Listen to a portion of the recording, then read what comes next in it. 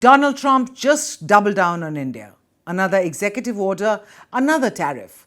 This time, an additional 25% duty, taking the total tariffs of Indian goods to a whopping 50%. And the reason? Well, India's continued import of Russian oil. But let's be clear, this isn't just economic policy. It's personal, and India knows it. Because behind the big tariff headline is a Trump-style tantrum, a mix of ego, hypocrisy, and a touch of Nobel Prize envy. But here's what's different this time. India isn't walking the tightrope anymore. The gloves are off. Like Brazil, like China, India is pushing back. Let's break it down for you.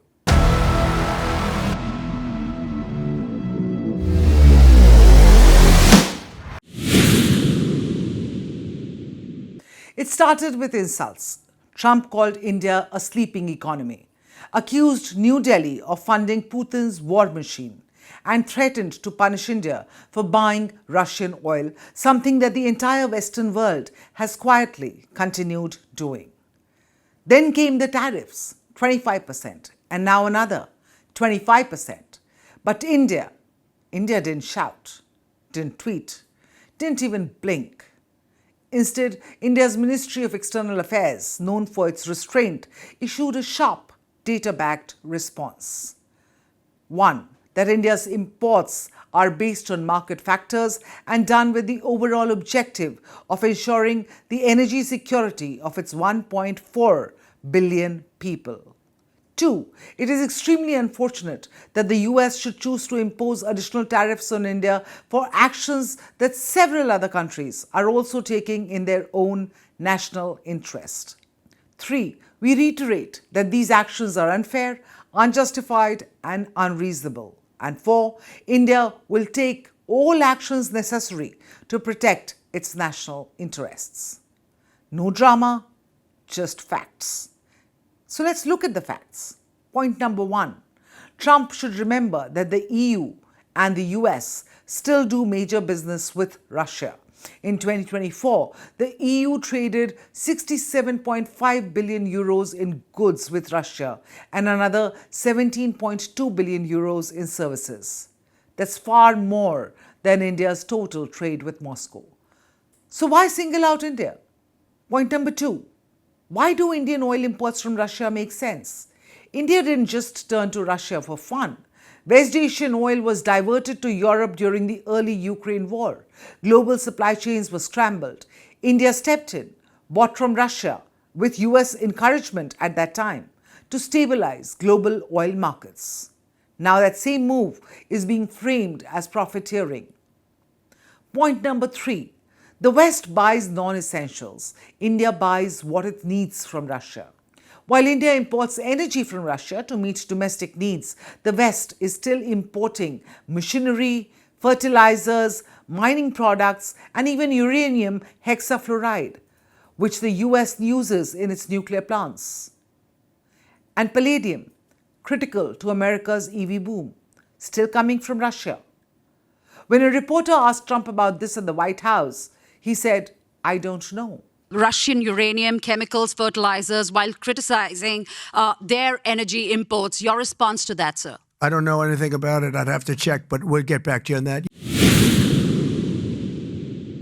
Let's rewind to earlier this year. Trump hit China with 145% reciprocal tariffs. China didn't flinch. Instead, it hit back with its own duties. Trump, facing pressure, offered a 90-day tariff pause and said he was open to meeting President Xi Jinping to work things out. And here's the irony. India gets punished. China, the largest buyer of both Russian and Iranian oil, gets a negotiation window.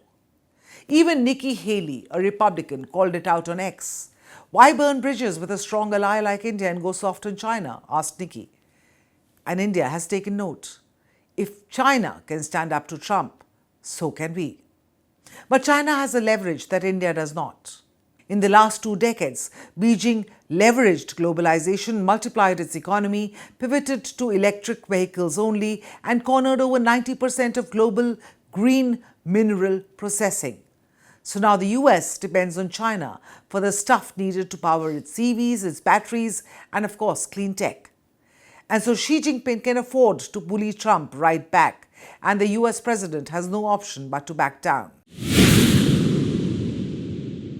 Let's be honest, this may be about Russian oil, but it's also about Trump's ego. Trump is angry that India didn't endorse his so-called ceasefire diplomacy with Pakistan during Operation Sindoor. Islamabad nominated him for the Nobel Peace Prize. New Delhi ignored the pageantry, didn't play along. And now Trump is playing out a personal grudge using tariffs as his weapon of choice. Petty? Many think so. Dangerous? Definitely.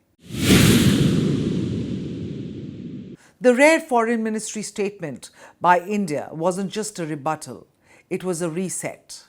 A message that India is done being nice when being nice means being taken for granted. India didn't slap counter tariffs. It didn't issue threats. Instead, it hit where it hurts Trump the most, his credibility. India exposed the double standards, the selective outrage, and the bluster over substance strategy that Trump uses to pressure his allies and partners. It also reminded Washington and the world that India will not accept being lectured while others get a free pass. Let's be honest, 10 years ago, India might not have dared to hit back like this. But 2025 is a different world. India is now the fastest growing major economy. Projected growth in FY25, 6.5%. That's more than double the global average of 3%, which is the IMF forecast. Even the RBI governor joined the pushback, calmly stating that India's economy is doing very well, thank you, and contributing more to global growth than the United States itself. That's not bragging, that's a fact. And that confidence is now shaping India's diplomacy. India isn't picking a fight, but it is not backing down from a fight either. India's response signals the start of a new phase of Indo-US relations. Gone is the polite patience. What we are seeing now is strategic assertiveness, diplomacy that is calm, confident, and uncompromising. Now, Trump's tariffs may continue. More threats may come. But India has drawn a red line. We won't be bullied, we won't be silent, and we won't compromise our energy security or economic interest just to please Washington.